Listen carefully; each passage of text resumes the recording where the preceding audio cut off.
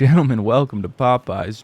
Welcome to Monster Hunter Rise. Today we are beginning our 17th episode. We can almost have the ability to vote. Isn't that crazy? Cut that, isn't that crazy? You know the deal. We're ripping through the hub. You know which hub too. I know you do. You sick person. We're after these red check marks. That's it. We don't care about anything else. I'm gonna go get this Bishaten. You know Defenseless is now censoring himself, so that sounded like a something. It sounded like...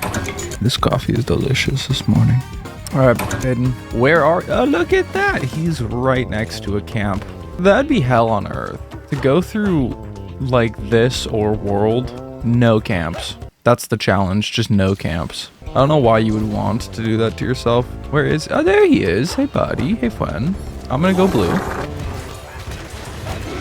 Managed to get the whole thing off. That was awesome. This is the type of monster I actually don't really expect to see again.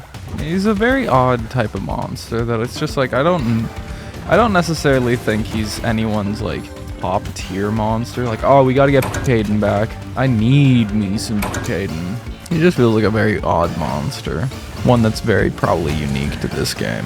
A little bit like the Kuropeko effect, where there's some monsters that just fit this early to mid-game, like, slot in the Monster Hunter series, and then they just sort of, like, I don't say stay there, they're just, like, very generation-specific. Kuropeko is what comes to mind immediately, because Kuropeko is just, like... I'm sorry, I started in third generation, I'm going to always talk about third generation. Like Kuropeko, I'm trying to think, there was a... Is it Congalala? No, Congalala is the, ape. I'm thinking of, it's like Kawacha Wacha or something from the 4th generation. He's like a weird monkey that has these ears that he folds down under his face. It's like almost a very gimmicky monster that you just know is like not gonna make a return in another game. And if they do, it's like a very rare thing. Sorry, I want your wings. Those would be very nice. I'm gonna go to charge because I forgot that, hey, wait a minute, I can use wire bugs and not. Damn it. What are all these drops? Are these cool things?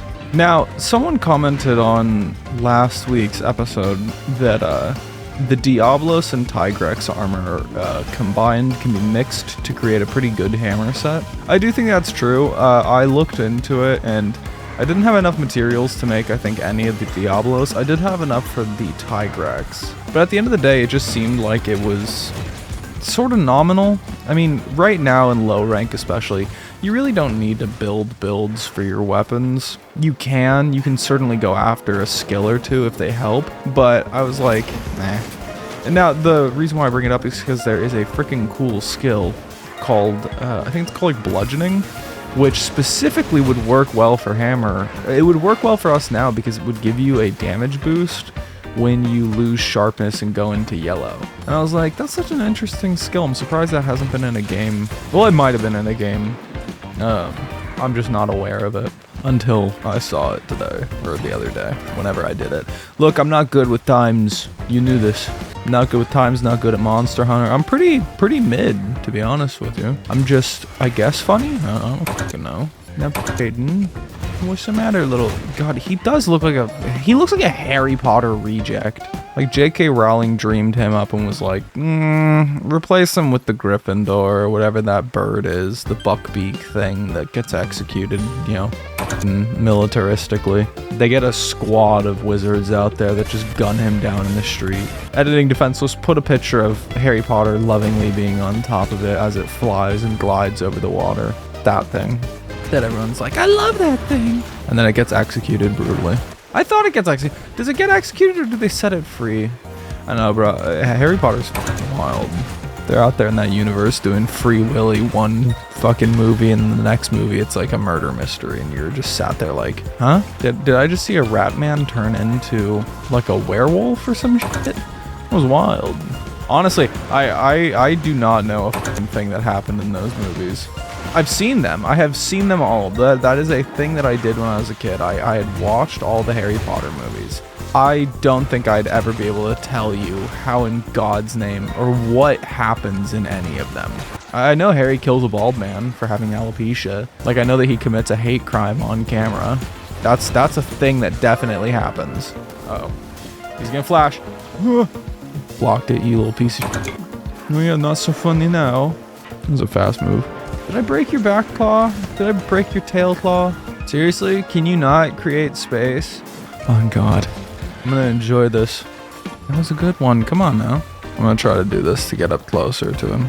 Then he's gonna do some weird shit. He's gonna knock himself out. Let's go. Let's go. There we go. Rest in piss, Bozo. Rest in piss. In my off time, I've been playing a bit of Call of Duty Black Ops Cold War zombies. I finally hit max rank, so I can finally buy self-revives. And the game is actually open to me now, because I have a couple of perks that are maxed out and a few things here and there, including the melee tree, which this is a whole nother thing, but god, every other zombies title, you can just jump in and have fun, and that one is specifically weird because it's like, just specifically you. You need to get max rank before the game opens up. So, it's weird, it's very odd, but I did it, so hopefully if we play it in the future, I can actually make a educated talk about how that game works. Anyways, that's besides the point. Usually when I sit down to play, I'll like pull up a YouTube video, because it's Call of Duty Zombies. You just zone out, you zoink out, you watch some YouTube, and then 45 rounds go by, and your entire afternoon is gone, and you go, that was good. I like that. That was a good choice of my day. But I saw Tom Dark uploaded a video about Daniel Larson, and I had not watched his original one. So I watched the original one and the 3 or 4 hour long updated one. And holy shit. Daniel Larson, first of all, in the terms of lolcows, he is a pretty high ranked lolcow. He's a pretty quality one. Obviously, our Lord and Savior Christian Weston Chandler is the #1 lolcow. That's the undisputed king, baby. Ew. Welcome, peace pipe. But Daniel Larson is a very interesting one. And specifically, like, I've seen some of the craziest. Daniel Larson is not a good person. is a very bad person. I don't even think this is alleged, but I'll say allegedly just because I can cover my own efforts.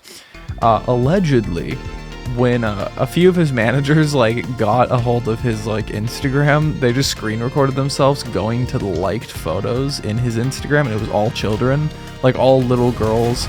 He has a very strong tendency to like go to musical events and just like film little girls there. It's like, oh, this man sounds real not good. I'm gonna be honest with you, that's not great. He's still out there, and yeah, there's a lot of things, but Jesus Christ, dude, the people who bully him, they got real creative and did some. Okay, 2 things that I wanted to mention because this is insanity to me. 1, someone in like December gave him a stack of money that was all counterfeit and then posted it on the subreddit. It was like I wish him only the worst or some shit like that. That is so unbelievably mean to do. It is creatively funny. I will give them that. It is that scene from Cheaper by the Dozen. Funny, but wrong. Sometimes the fans cross a fucking threshold and it gets bad. And I feel for them. But then I realize in like the terms of Daniel Larson, like he's straight up like very, very bad. He's also said like he's going to do horrible things.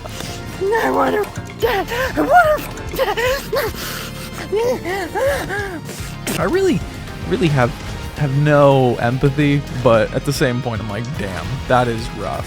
The other one that is so unbelievably like evil and funny. How do I explain this?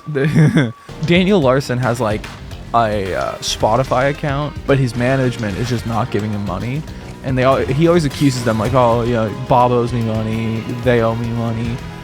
And, well, some people will take, like, Bob and some of his managers' voices and, like, the CEO of Spotify, and they'll, like, fake calls with AI just to leak them to Daniel Larson that are like, oh, yeah, he's made $13 million this month off of Spotify alone. How much are you going to give him? He's like, about $100. But the voices are like, if you're on the internet, you know what an AI voice is. But I don't know if Daniel Larson can decipher, like, oh, this is clearly fake. But, God, dude, that is so fucking mean. Once again, is it funny? Okay, yeah, it is a little bit funny. Is it morally correct? No. No, I would say it is very immoral to do this type of shit. I've taken the observe, do not make contact with, the prime directive, if you will, when it comes to lolcows. I think they're very interesting people to study in the ways of the internet, because they're people who, in a lot of cases, have just made like really bad decisions.